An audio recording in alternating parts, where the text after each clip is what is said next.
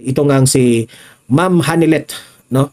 Itong partner ni former President Duterte ay umiiyak na humaharap sa mga OFWs natin diyan sa The Hague, Netherlands, no? Sa kanilang pagpupulong doon. Kasi daw si former President Duterte na para bang naghahabilin na raw. So let's pray for Tatay Digong, no? So and God save Tatay Digong. God. Narito ang Balitang Pinoy TV.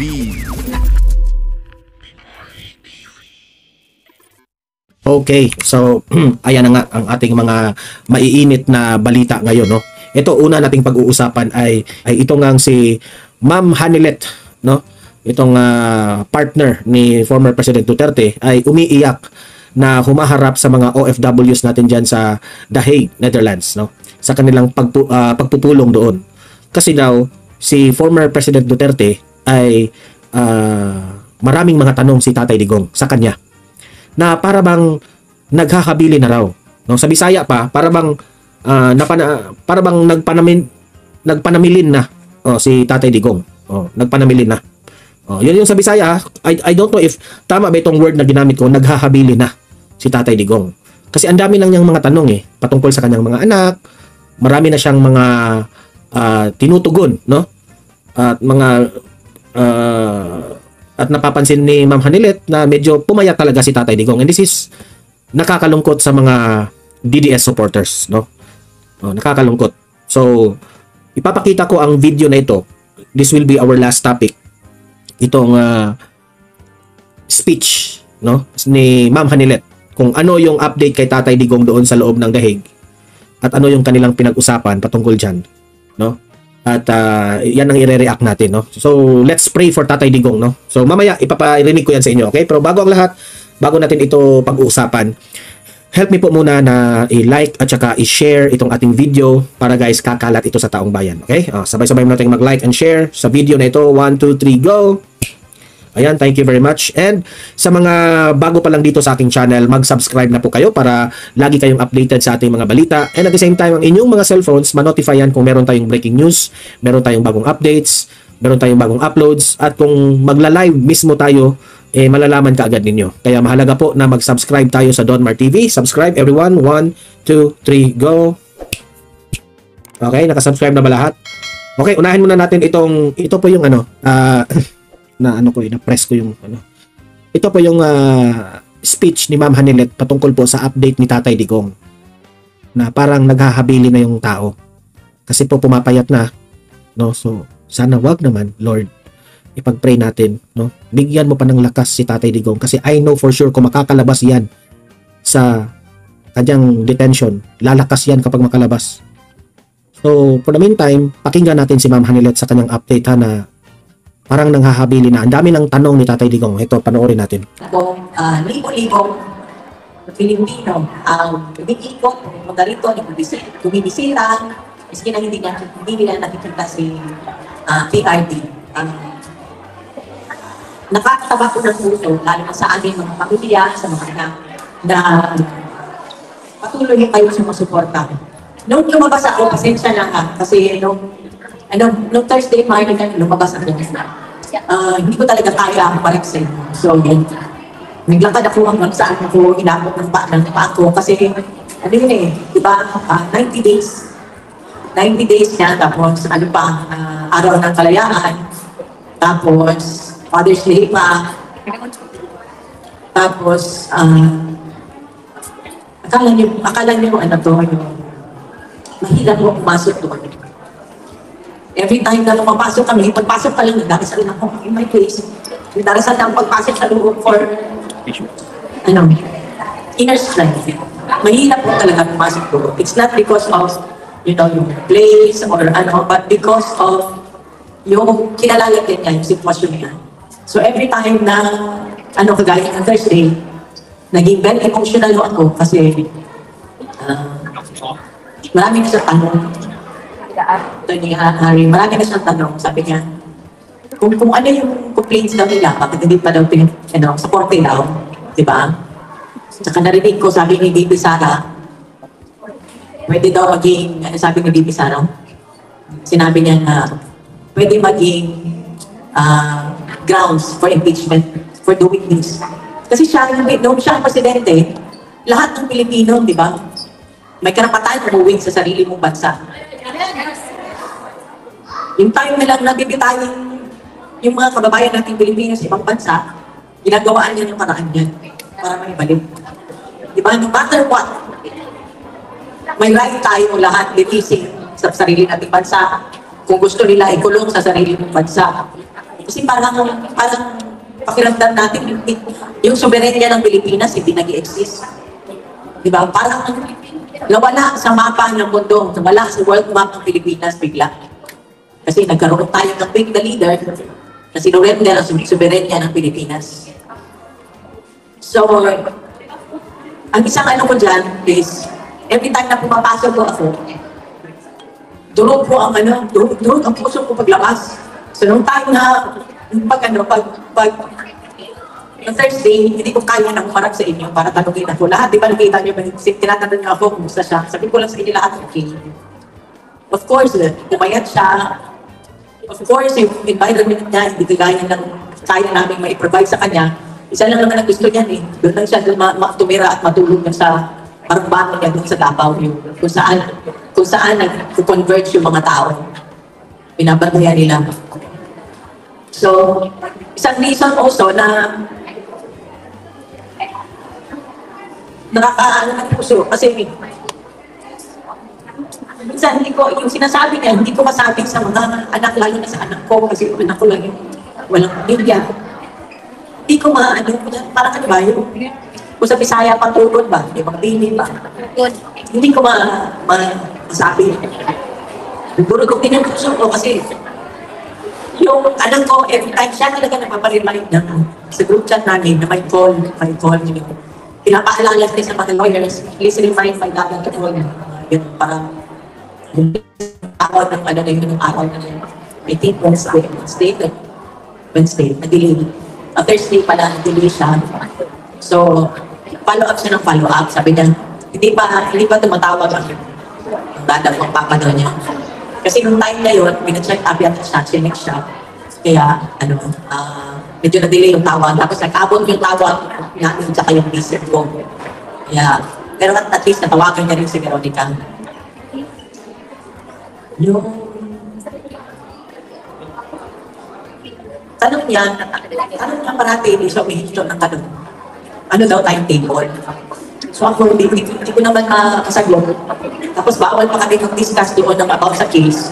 Sabi pa yung ginagawa ko, paglabas ko dito, tawagan ko si Nick, yung lawyer.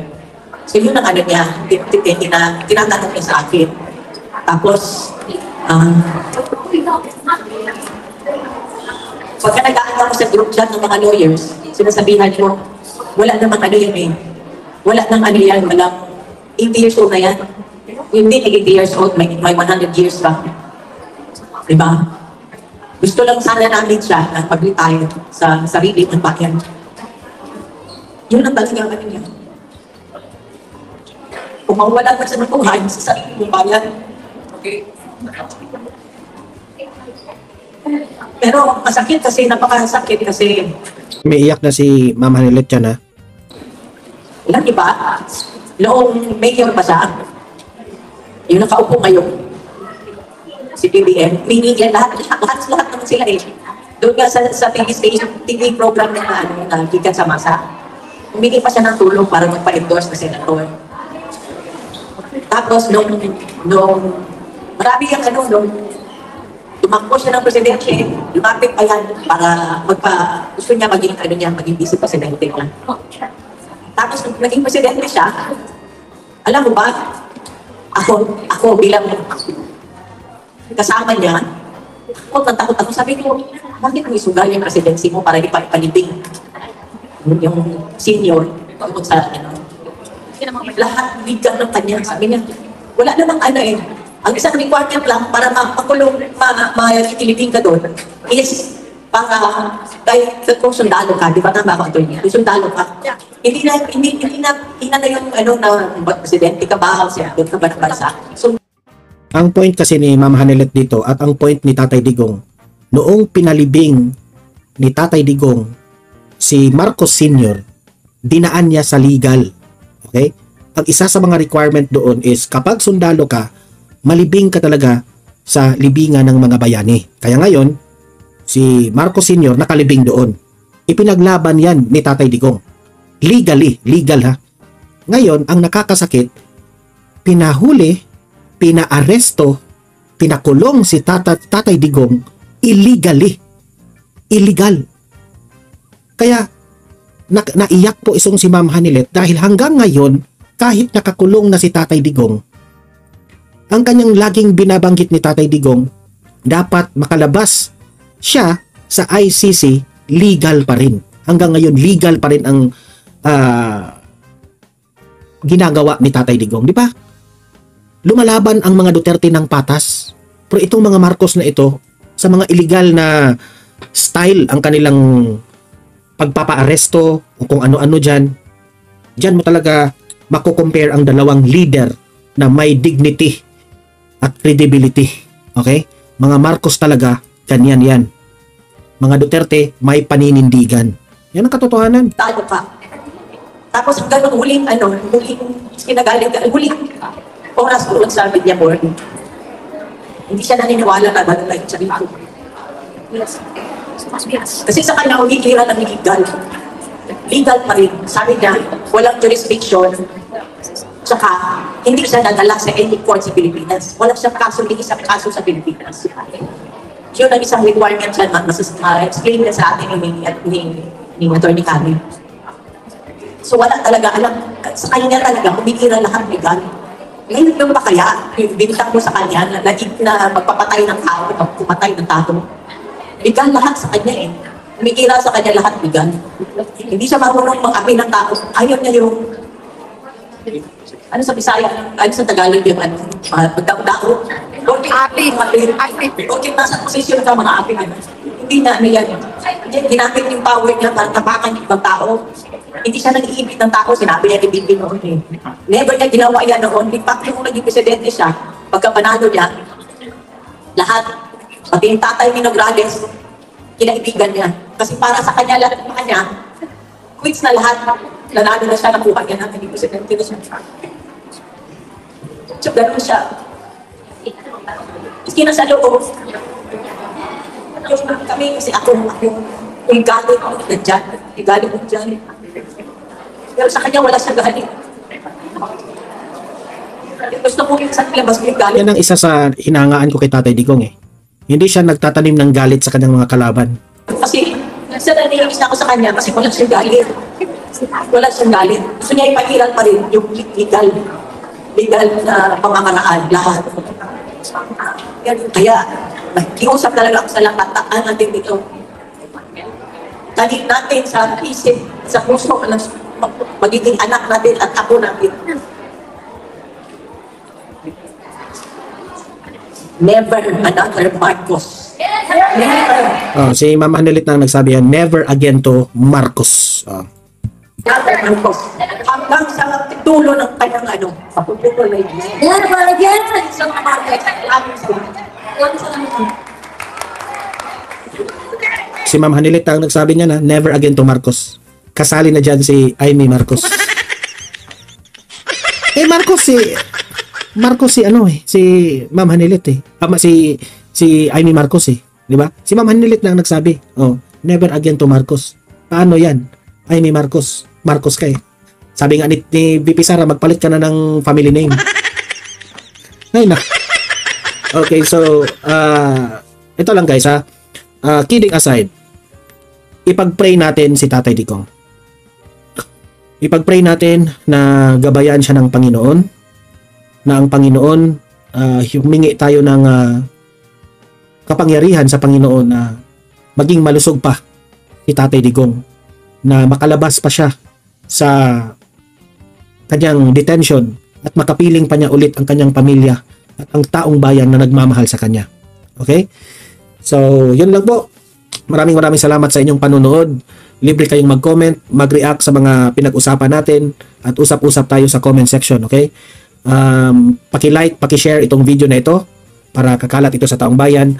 Mag-subscribe kayo sa Donmar TV para lagi kayong updated. At meron tayong pangalawang channel, Donmar TV Balitang Totoo. Mag-subscribe rin kayo doon, okay?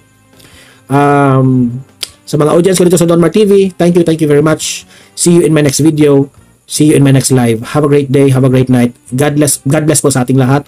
Mabuhay ang Pilipinas, and God save Tatay Digong. God save the... Ito na nga mga kabalita. Ano na ang masasabi nyo patungkol sa balitang ito?